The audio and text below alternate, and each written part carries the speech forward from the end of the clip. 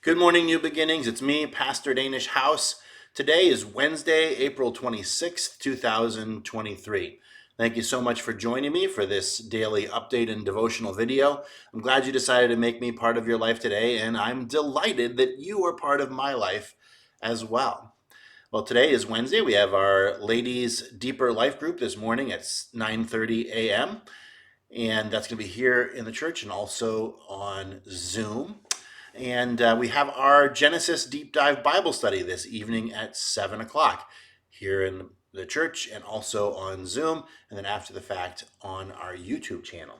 I realized when I uploaded last week's video to our YouTube channel, realized that I had missed uploading two previous ones, so they're all up there now, though. So that the whole chain of Genesis Bible studies is there. We didn't start recording it in the early days, but there's a few missing, but there's the bulk of the book of Genesis is there in our YouTube channel. Check it out. On Sunday, I preached out of the end of the book of Titus chapter 3, the whole thing. And I talked about who we once were. If you are in Christ, you are not who you once were. You're a new creation. Well, who were we before Christ, or who are we apart from Christ? The Apostle Paul wrote this to his friend Titus.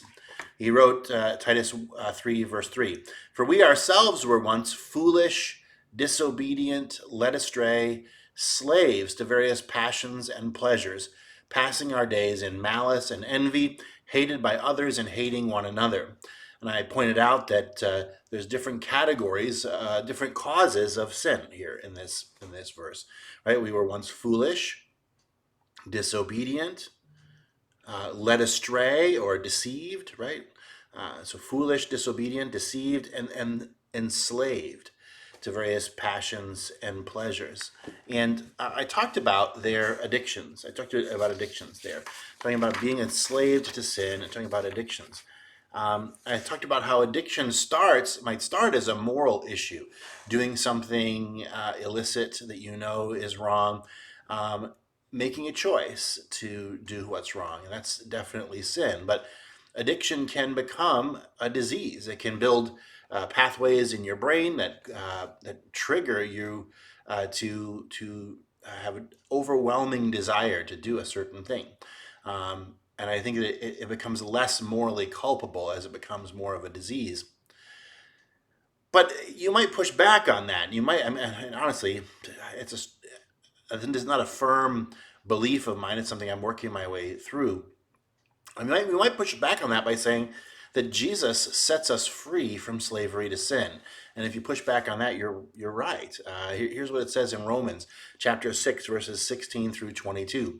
"Do you not know that if you present yourselves to anyone as obedient slaves, you are slaves of the one whom you obey, either of sin, which leads to death, or of obedience, which leads to righteousness? But thanks be to God that you who were once slaves of sin have become obedient from the heart to the standard of teaching to which you were committed, and having been set free from sin have become slaves of righteousness. For when you were slaves of sin, you were free in regard to righteousness. But now that you've been set free from sin and have become slaves of God, the fruit you get leads to sanctification, and its end, eternal life." It's a great passage, very dense passage, as a lot of things in Romans are dense passages. But notice what he says is that you were once slaves of sin, but now you've been set free and you've become slaves of righteousness. So how does addiction and Christianity work together, right? I mean, we believe that Jesus sets us free from being slaves to sin, and yet there are Christians who are alcoholics. There are Christians who are gambling addicts or sex addicts. There's Christians who are shopaholics, right? Various different addictions that we might have. Maybe you're addicted to social media. It's easy for us to sort of use the word addiction to cover any sin that we just really want to do, but there are scientific measures of addiction. There are definite changes in a person's brain and pathways in their brain that that make resistance to temptation nearly impossible. But we don't think it is impossible. We believe that Jesus can set us free and does. How does that work? Well, I want to propose that we should look at this verse in First John, two verses in First John chapter 3, verses 2 and 3, for some guidance on this. Beloved, we are God's children now, and what we will be has not yet appeared. But we know that when he appears, we shall be like him, because we shall see him as he is. And everyone who thus hopes in him purifies himself as he is pure. There's a hope that we have, and it's based on the truth, the foundational truth, that we are God's children now. If you are in Christ, you are God's child now. You are set free from sin. You are no longer a slave to sin, but now you are a slave to righteousness. These things are true about you if you are in Christ. But, as John says, what we will be has not yet appeared.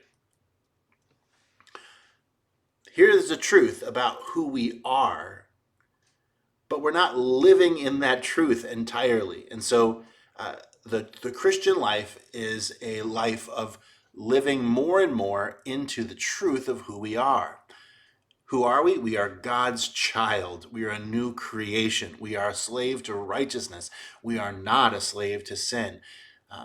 That is the truth. And yet we don't always live in that truth. And one of the things for an addict that keeps them from living in that truth are the disastrous pathways in their brain that have made giving in to temptation seem appealing and very, very difficult to resist. But step by step, yeah, that's actually what it is, right? Step by step. But following a program of recovery, step by step, bit by bit, with the help of brothers and sisters who have walked that road before you, an addict can experience recovery from their addiction. If you have any experience with a 12-step program, you know that in a 12-step program, the first step is saying, I can't do it, right? I'm powerless over my addiction. And I need the help of God to set me free, right?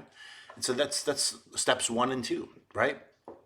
And the further steps go on to sort of help in sort of a bit by bit way to help train someone whose will has been taken away from them by addiction, to help restore their will to them and to help restore their lives broken by addiction. I've known many folks who have been addicted. My father was an alcoholic. My grandfather was an alcoholic. My uncle was an alcoholic. I come from a long line of people who were addicted to alcohol. I've been good friends with people who are addicts. I see the addictive tendencies in my own personality. And, you know, it's a horrible thing. It's a horrible thing to want to do right and to be seemingly unable to not do wrong. But there's hope for the addict in Christ. For some addicts, miraculously, Jesus delivers them from their addiction. My father was an alcoholic who was miraculously, instantaneously delivered from his alcohol addiction. But for most addicts, it doesn't happen that way. For most addicts, when you come to Christ, it is a step-by-step, bit-by-bit,